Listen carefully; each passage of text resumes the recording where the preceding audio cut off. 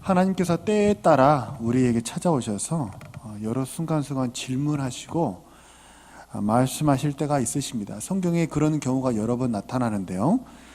아담이 범죄하고 숨었을 때 하나님께서 찾아오셔서 아담아 내가 어디 있느냐 이렇게 찾아오셔서 물으셨습니다. 뿐만 아니라 가인이 자신의 아우 아벨을 살해했을 때도 하나님께서 찾아오셔서 내 아우 가인아 내 아우 아벨이 어디 있느냐라고 찾아와 물으셨습니다. 하나님께서 이렇게 몰라서 정말 어디 있을까? 나 잘 모르겠는데 라고 몰라서 물으셨을까요?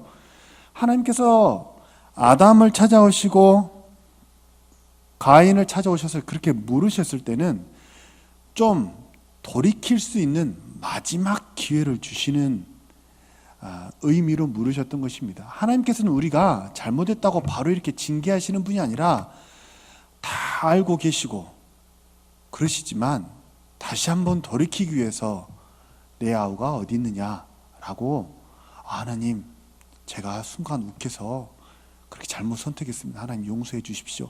이 대답을 하나님이 듣기 원하셔서 물으셨던 것입니다. 그러나 불행하게도 앞서 말씀드린 이 두 사람은 하나님 앞에서 마음을 돌이키지 않았고 불순종을 고집을 했습니다. 그런데 다행히도 하나님께서 찾아와 물으셨던 신약의 인물, 우리가 너무나 잘 알고 있는 사도 바울은 하나님께서 예수 그리스도께서 찾아와 물으셨습니다. 사울아 사울아 너 왜 그렇게 나를 핍박하니? 이렇게 찾아와 물으셨을 때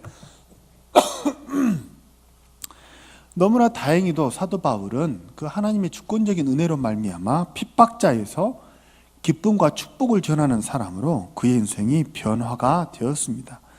오늘 본문에도 예수님의 제자들을 향한 질문이 몇 번 이렇게 나오는데요. 그 예수님의 제자들을 향한 질문을 통해서 우리를 향한 하나님의 메시지를 좀 살펴보는 시간을 갖고자 합니다. 우리가 너무 잘 알다시피 3D 업종이 힘들다라고 하는 거 너무 잘 아시죠? 3D가 뭔지는 모르지만 좌우간 3D 업종은 힘들다고 하더라. 너무 잘 알고 계시죠? 세상에 3D 업종이 있는 것처럼 신학자들이 하는 말이 우리 인생에 살면서 피할 수 없는 4D, 4가지 D로 시작되는 그런 것들이 있더라라고 신학자들은 얘기를 한다고 그래요. 그 첫 번째가 danger, 두 번째는 disease, 세 번째는 demon, 네 번째는 death. 제가 영어를 잘 못하는데 첫 번째는 위험이죠. 악한 영의 공격, 그리고 질병의 위험, 그리고 죽음.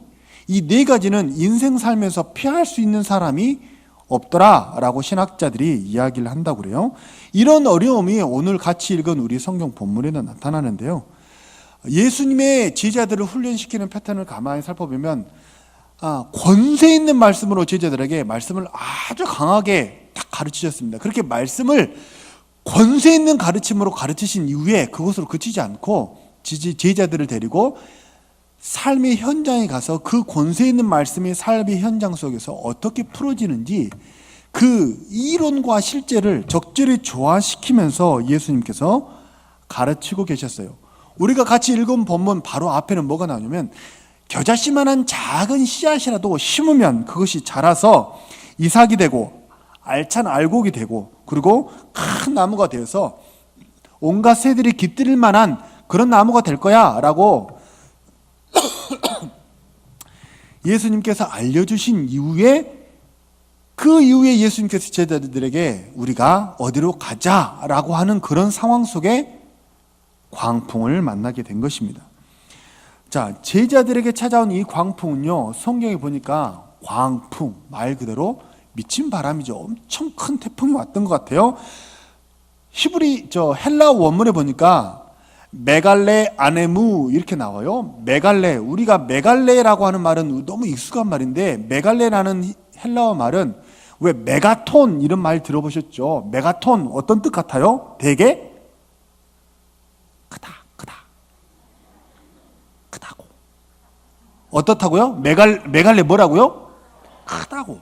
그러니까 아네모는 무슨 뭐 풍랑 그런 의미가 되겠죠. 그러니까 아주 큰 풍랑이 왔다라고 성경에 기록을 하고 있는데 조금 이 기사에서 좀 집중적으로 살펴봐야 될 게 이 메갈레라고 하는 이 말이 연거푸 3번이나 반복돼서 사용하고 있어요. 잘 보셔요.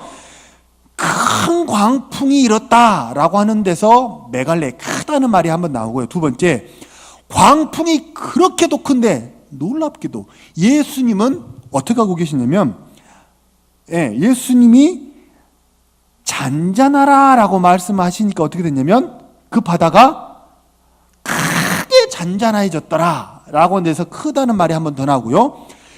예수님의 말씀에 바다가 크게 잔잔해지는 것을 보고 제자들이 어떠냐면 크게 두려워하더라.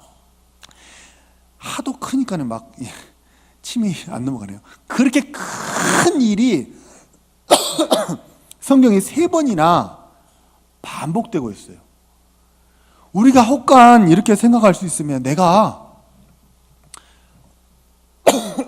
교회에 얼마나 충성했는데, 내가 교회 봉사를 얼마나 많이 했는데 나에게 어떻게 이런 일이 있을 수 있지? 나에게 메갈레 아네무, 이렇게도 큰 광풍이, 다른 사람은 예수 안 믿고도 잘만 살두고만 나에게 어떻게 이렇게도 메가톤급의 폭풍이 나에게 찾아올 수 있지? 하나님이 계시는 것 같지 않아. 하나님은 나와 함께 하시는 것 같지 않아. 혹간 우리가 이렇게 생각할 수 있는 것입니다. 그런데 그 상황 속에서 사실 어떠냐면 그 어려움이 크다는 것보다 더 큰 문제는 그 어려움 속에 하나님이 함께 계시지 않는 것 같은 그런 영적인 고립감이 사실 우리를 더 크게 자빠지게 만들어요. 그러나 성경은 하나님을 믿고 따르는 하나님의 백성들에게도 어려움이 생길 수 있다 없다?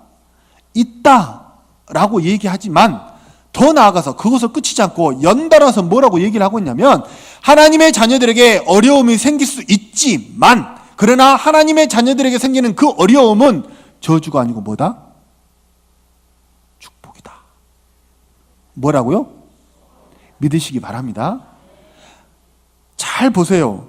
제자들은요, 큰 광풍이니까 아주 크게 당황하고 있죠. 큰 광풍이니까 제자들은 크게 당황하고 있어요. 보세요. 앞에서 말한 대로 질병이나 악한 영의 공격이나 죽음이나 어려움은 인생 살면서 지금 여기 앉아서 예배하시는 교우들 중에 이런 어려움을 안 겪어보신 분 혹시 계세요? 나는 어려움이 한 번도 없었어. 세상 살면서 병 한 번 걸려본 적이 없어. 나는 순수해. 이슬 같은 존재야. 혹시 있으세요? 우리는 다 병에 걸렸고 다 어려움을 겪고 지금 이 자리에 서 계시죠? 그런 것이죠? 네. 한 명도 예외가 없습니다. 세상 살면서 이 어려움을 피할 수 있는 사람은 한 사람도 없어요. 그러면 생각 한번 해보세요. 이렇게 매번 어려움이 생길 때마다 제자들이 했던 것처럼 그렇게 크게 당황하고 널뛰고, 뭐 어떨 때는 막 하나님께서 나와 함께 계시는 것처럼 성령 충만한 것처럼 보이다가 어떨 때는 막 땅이야 꺼져라고 한숨을 푹 내쉬고 하나님이 안 계신 것 같아, 이렇게 막 신앙이 기복 있고 막 널뛰기를 한다면 얼마나 세상 살기 힘들겠어요. 그렇죠? 마치 조울 있는 것처럼 어떨 때는 되게 좋았다가 어떨 때는 되게 힘들었다가 너무 힘들죠. 세상 그렇게 살면 못 써요. 그렇죠? 그렇게 살면 못 써요. 하나님이 그렇게 살아라고 우리를 지으시지 않는 줄로 믿으시기 바랍니다. 겨우 그 정도의 인생을 살아라고, 이렇게 좋았다가 이렇게 나빴다가 겨우 그 정도의 인생을 우리에게 선물로 주시기 위해서 하나님의 아들이 십자가에 못 박혀 죽지 않았어요. 예수 그리스도의 십자가로 우리에게 주시고자 하는 인생이 겨우 그 정도가 아닌 줄을 믿으시기 바랍니다. 그 이상의 뭔가가 있겠죠. 그러면 하나님이 우리에게 주시고자 하는 인생, 궁극적으로 하나님의 백성들이 걸어가야 될 인생의 삶이 어떤 모습이냐? 우리 마음을 먼저 한번 살펴보세요. 결국에 내가 믿고 사는 게 뭐예요? 진짜 한번 물어보세요. 내가 믿고 사는 게 뭐예요? 세상이에요? 하나님이에요? 진짜 하나님 믿고 사세요? 광풍이 불었는데, 미친 바람이 불고 있는데, 정말 우리 마음에 무엇을 믿고 있는지 그 무엇을 믿고 있는지가 드러나는 것은 지금 이 예배 현장이 아니에요. 사실은 어디서 드러나요? 광풍 앞에서 드러나는 거예요. 내가 뭐 믿고 있느냐? 그것은 광풍 앞에서 드러나는 거예요. 다시 말하면 제자들은 예수님을 따르고 있었지만 온전히 예수님을 믿고 있었다 아니다? 아니다. 그렇기 때문에 뭐한다? 크게 당황하고 허둥대두고 있는 거예요. 하나님을 믿고 있는 예수 그리스도는 어때요? 하나님을 믿는 믿음에는 뭐가 있어요? 평강이 있는 줄로 믿으시기 바랍니다. 뭐 앞에서도? 광풍 앞에서도. 하나님을 믿는 하나님의 백성들에게는요, 광풍이 환난이나 기근이나 적신이나 위험이나 칼이나 그 세상의 어떤 것도 외부의 압력이 가해져서 하나님의 우리를 향한 사랑에서 끊을 수 있다 없다? 있다 없다? 없다. 그건 성경의 진리죠. 다만 하나님의 사랑에서 끊어버릴 수 있는 것은 외부의 압력으로는 불가능해요. 왜? 내 아버지는 많이보다 크시기 때문에. 그죠? 세상 모든 만물보다 아버지가 더 크시기 때문에 외부의 압력으로 이것을 끊을 수는 없어요. 다만 무엇이? 내부의 분열이, 내 안에 분열이, 내 안에 붕괴가, 두려움이, 불신앙이 하나님의 사랑에서 스스로 멀어지는 것을 선택하는 것입니다. 자, 잘 보세요. 오늘 본문에 예수님께서 작은 씨앗이라도 심기우면 그렇게 온갖 새들이 깃드는 나무가 될 거야 라고 가르치신 이후에 예수님이 뭐라고 하셨냐면, 자, 우리가 저편으로 건너가자. 누가 말씀하셨어요? 예수님이 말씀하셨어요. 자, 내가 갈 테니까 니들은 따라오더만 여기 있어. 그게 아니고, 우리가, 누가? 우자에다 악센트를 두고, 누가? 우리가. 누가? 우리가 저편으로 건너가자 그러셨단 말이에요. 예수님께서. 그러면 예수님과 제자들이 함께 건너가는 상황이에요. 자, 예수님이 건너가시자고 말씀하셨는데 광풍을 만났단 말이에요. 그러면 그 광풍이, 하나님이 함께 하신 그 길에 광풍이 저주예요, 축복이에요? 하나님이 함께 하신 그 길에는 그 광풍이 저주가 될 수 없음을 믿으시기 바랍니다. 그래서 어려움이 생길 때는 어떻게 되냐면, 어려움이 생길 때는 그 어려움을 보면 안 되고 결론을 미리 보고 어려움을 대처해야 돼요. 그래야 어려움을 의연하게 이길 수 있는 거예요. 이 어려움이 나에게 저주가 아니고 축복이다. 이 어려움이 하나님을 만날 수 있는 기회가 될 거야. 하나님의 역사를 볼 수 있는 기회가 될 거야 라는 결론을 미리 내놓고 광풍을 보면 이 광풍이 내 안에 평안을 뺏지 못해요. 근데 그 결론을 내놓지 않고 광풍을 맞닥뜨리잖아요. 그러면 어때요? 널뛰게 하는 거예요. 그러면 써? 못 써? 그러면 써요? 못 써요? 못 써요. 그러면. 저는요, 어려서부터 아버지 따라서 무등산을 자주 올라갔어요. 무등산 중복은 정말 수없이 올라갔던 것 같아요. 아버지께서, 저희 집이 일녀 사남이었습니다. 아들이 넷이나 됐어요. 아버지께서 토요일 오후에 말씀하셨어요. 나랑 같이 무등산 갈 사람. 자식들이 아무도 따라 나서지 않아요. 그런데 꼭 그럴 때 따라 나서는 자식이 한 명 있죠. 누구예요? 막둥이. 막둥이 따라, 제가 막둥이. 아빠, 같이 가. 그런데 아버지께서, 형제간들은 몰랐을걸요? 지금도 모르는 사람 있을지도 모르겠어요. 아버지께서 나랑 같이 무등산 갈래? 그래 가면 어떠냐면, 요즘 TV 프로그램 중에 3대 천왕이라고 하는 프로그램이 있어요. 혹시 아셔요? 전국에서, 예를 들면 짬뽕, 그러면 전국에서 짬뽕을 제일 잘하는 세 집을 추리는 거예요.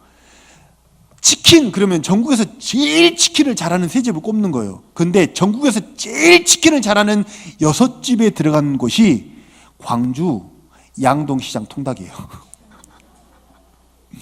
그 양동시장 통닭을 아버지께서 튀겨가지고 치킨을 들고 무등산을 가가지고 개울가에 발 담그면서 그 치킨 까먹고 오는 거예요. 형제가들은 알아요, 몰라요? 옛날에 제가 초등학교 때 치킨이라고 하면 큰 음식 아니었습니까? 그렇죠? 또한 어머니께서 시장을 가시는데 나하고 시장 갈 사람 따라 나서는 자식이 있어요, 없어요? 없어요. 저희 집에서 광주 돌고기였는데, 돌고기에서 양동시장 얼마 멀지 않잖아요. 양동시장을 자주 갔거든요. 어머니께서 저를 데리고 양동시장을 가면 아버지는 무등산에 치킨을 사주시고 어머니는 양동시장에 저를 가면 뭐냐면, 옛날에는 왜 광주에서는, 다른 지역은 그러지 않던데 광주에서는 고구마 튀김을 꼭 덴뿌라라고 불렀어요. 덴뿌라. 그리고 쥐포를 이렇게 기름에 튀겨서 먹으면 되게 맛있었어요. 쥐포 튀김하고 덴뿌라를 어머니가 사주셨어요. 형제가들은 알았게요, 몰랐게요? 알든지 모르지 나는 상관없다고. 나는 먹었으니까. 자, 보세요. 어머니가 시장 가져가는 길이 좋아 보여요, 나빠 보여요? 가면 틀림없이 뭐 해야 돼? 짐 들여야죠. 아버지께서 산에 가자고 그랬어요. 산에 올라가는 수고가 있겠죠. 그러나 그 길은 저주의 축복이에요. 축복이에요. 그게 신앙의 대전제예요. 신앙생활 하려면요, 영적인 날카로움이 있어야 돼요. 영적인 날카로움이 없잖아요. 그러면 늘 그 밥에 그 나물이에요. 다른 하나님의 축복을 받으려면 시력이 좋아야 돼요. 영적인 감각이 좋아야 돼요. 이 풍랑이 뭐다? 저주가 아니다. 왜? 왜 이 풍랑이 저주가 아니에요? 왜? 누가? 예수님께서 누구에게? 우리가. 그죠? 누가? 우리가. 처음에가 아니네. 두 번째네. 우리가 같이 가자. 자, 우리 같이 가자라고 예수님께서 가자고 하신 그 길이었기 때문에, 그 길은 그 끝이 낭떠러지가 아니고 벼랑이 아니고 구렁텅이가 아니고 뭐예요? 축복인 줄 믿으시기 바랍니다. 그거를 볼 수 있는 영적인 날카로움이 있어야 돼요. 그러나 눈에 보이는 건 뭐예요? 눈에 보이는 건 뭐예요? 풍랑이에요. 바람이 바람이 불고 비가 내리고 옷이 다 젖고 배가 막 흔들흔들하고 있어요. 근데 그것을 뚫고 이것이 끝나고 나서 무엇으로 끝난다? 축복으로 끝날 거라는 대전제 결론을 딱 내놔 버려야 신앙이 성장하는 거예요. 결국에 그 믿음을 갖고 있는 사람, 예수 그리스도께서 함께 하시면 어떻게 해요? 태풍이나 광풍이나 뭐가 내리더라도 어떻게 하라? 잠잠하라. 제자들이 엄청 놀랐죠. 사실은 왜 놀랐냐면 이것은 초자연적인 기적이죠. 저간 위기에 바람을 명하니까 순종하는 거, 하나님이 역사를 봤죠. 기적을 봤죠. 뭐 보여주려고? 예수님이 뭐 보여주려고 우리가 함께 가자고 그런 거예요? 내가 누구다? 나는 그리스도야. 나는 하나님의 아들이야. 나는 메시아야. 이것을 제자들에게 스페셜하게 보여주기 위해서 우리가 함께 가자. 그리고 광풍을 불러온 거예요. 근데 광풍이 싫다고 말하는 사람은, 광풍이 부는데 그 길을 왜 가느냐고 말하는 사람은, 그래, 바람 없을 때 잔잔할 때 가세요. 그 길은 누구도 가요? 예수 안 믿는 사람도 가요. 그 길은 세상에 바보천치 아닌 모든 사람이 다 갈 수 있는 길을 가면 그 밥에 그 나물이에요. 바람 불지 않는 그 길을 건너가는 것이 기적이에요? 그것은 당연한 거예요. 너무나 당연한 거예요. 그러니까 신앙생활하면서 체험이 한 번도 없는 거죠. 체험 한 번도 없고 은사 한 번 경험하지 못하고 하나님 얼굴 한 번도 보지 못해요. 왜? 광풍이 불면 일단 집 밖에 나가지 않는 거예요. 그것은 저주야라고 결론을 딱 내려버리는 거예요. 하나님이 가자고 하신 그 길. 아브라함도 그랬습니다. 본토 친척 아비집을 떠나라. 내가 내게 지시하는 땅으로 가라. 라고 먼저 말씀하시고 아브라함이 출발했어요. 그 길은 굉장히 험한 여정이었어요. 근데 갔더니 하나님께서 결론적으로 아브라함에게 주시려고 하는 것이 무엇이었어요? 약속의 땅이었고 젖과 꿀이 흐르는 땅이었고, 아브라함은 뭐가 되는 거예요? 믿음의 조상이 되는 거예요. 그 길을 순종했더니 그가 그렇게 되는 거예요. 늘 평안하고 안전하고 돌다리 두드려 봐가지고 다 오케이 된 그 길만 간다고요? 그러면 늘 그 밥에 그 나물이에요. 하나님이 가라고 하신 그 길은 저주가 아니고 축복이에요. 이것이 신앙의 대전제입니다. 신앙의 대전제는 하나님이 가자고 하시는 그 길은 안 좋게 보여도 축복입니다. 할렐루야. 그러나 반대로 악한 영이 미혹하는 그 길은 좋게 보여도 저주인 줄로 믿으시기 바랍니다. 이것이 영적인 분별력이에요. 눈이 좋아야 된다는 거예요. 신앙은 이것을 판별할 수 있는 영적인 날카로움이 있어야 돼요. 영적인 분별력과 통찰력이 있어야 돼요. 그것 없으면 늘 자빠지고 넘어지고 늘 불평하고 원망하고, 바람만 불면 집 밖을 나가지 않으니까, 안 된다고 말하니까 늘 원망하고 불평하고 그 자리에만 주저앉아 있는 그런 사람이 될 수 있는 것입니다. 우리 눈이 삶에서 어디에 초점을 맞춰져 있어요? 내가 진짜 믿는 게 뭐예요? 세상이에요? 하나님이에요? 진짜 하나님 믿고 살아가는 우리 이루는 교회 모든 가족들이 되었으면 좋겠습니다. 진짜 하나님 믿어야 돼요. 근데 그건 어디서 드러난다고? 절대 이 예배 현장에서 지금 이 자리야 다 평안한데 다 예수 믿는다 그러지, 다 하나님 의지한다 그러죠. 근데 어디서 이 예배당을 나가서 집에 가고 직장을 가고 문제의 현장 속으로 들어가서 거기서 그리스도를 역사하게 하시는 우리 모든 이루는 교회 가족들이 되시기를 축복합니다. 그게 하나님의 자식들의 모습이에요. 그게 하나님께서 궁극적으로 우리에게 주시고자 하는 그런 길이었던 거예요. 풍랑, 눈에 보기에 참 좋아 보이지 않습니다. 좋아 보이지 않는다고 늘 불평하지. 딱 육신의 눈으로만 판단하면 절대로 안 돼요. 그 이면에 도사리고 있는 것이 무엇인가? 악한 영도 사실은 광명한 천사로 오지만 그 이면에는 뭘? 숭악한 의도를 숨기고 있단 말이죠. 그죠? 그러나 하나님은 때로는 평탄한 길로 인도하시지만 우리를 연단하시고 더 강하게 하시기 위해서 어때요? 믿음을 시험하고 더 좋은 믿음으로 성숙시키기 위해서 어떻게 해요? 때로는 보이는 것을 광풍으로 먼저 보이게 하실 수도 있는 거죠. 그러나 믿음의 사람은 그 이면에 무엇이 있는지를 다 봐야 돼요. 이것이 하나님께서 가라 하시는 길인지 악한 영이 미혹해 하는 길인지를 딱 보고 결론을 내놓고 뚫고 가는 거죠. 하나님이 가시라고 하는 길은 뚫고 가야 하는 줄로 믿으시기 바랍니다. 왜요? 다 축복이니까. 하나님이 가자고 하신 길인데 풍랑인다고 안 가요 그러면 바람과 바다가 잔잔케 되는 그런 기적을 못 봐요. 그런 체험을 못 하는 거예요. 그러니까 신앙이 늘 성숙하지 못하고 늘 그 자리에 있는 것이죠. 바라고 소망합니다. 결단하십시다. 좀 기도해가지고 우리가 좀 우리 이루는 교회는 기도가 강한 교회잖아요. 또 심야 교대에 더 많이 와서 기도했으면 좋겠어요. 막 200명, 300명, 6층이 좁아 터져가지고 심야 교대가 막 터져버려야 돼요. 그래가지고 영안이 빡! 눈이 번쩍이죠. 표현을 잘못했네. 눈이 빡이 아니지. 눈이 번쩍! 그죠? 눈이 번쩍 떠져버려. 그래가지고 이것이 이거는 참 안 좋게 보여도 축복이구나. 이건 좋게 보여도 저주구나. 이게 확 보여야 된다니까. 기도하십시다. 교회가 이름 바뀌고 또 중직자도 새롭게 선출되고 교회가 담임 목사님 모시고 이제 또 새로운 일을 시작해야 되지 않겠습니까? 지금이 기도할 때 아니겠어요? 그죠? 지금이 우리가 마음을 모아야 될 그럴 때 아니겠어요? 지금은 한가롭게 다른 것을 논할 때가 아니에요. 더 많이 기도해야 될 때예요, 교회가. 그죠? 기도하십시다. 할렐루야. 기도하는 우리 모든 이루는 교회 가족들 되시기를 축복합니다. 아멘 했어요. 분명히 다 반했어. 아멘 하시는 분. 심야 기도 다 오시는 거요? 오시는 거요? 딱 반했어. 나오시기만 해봐.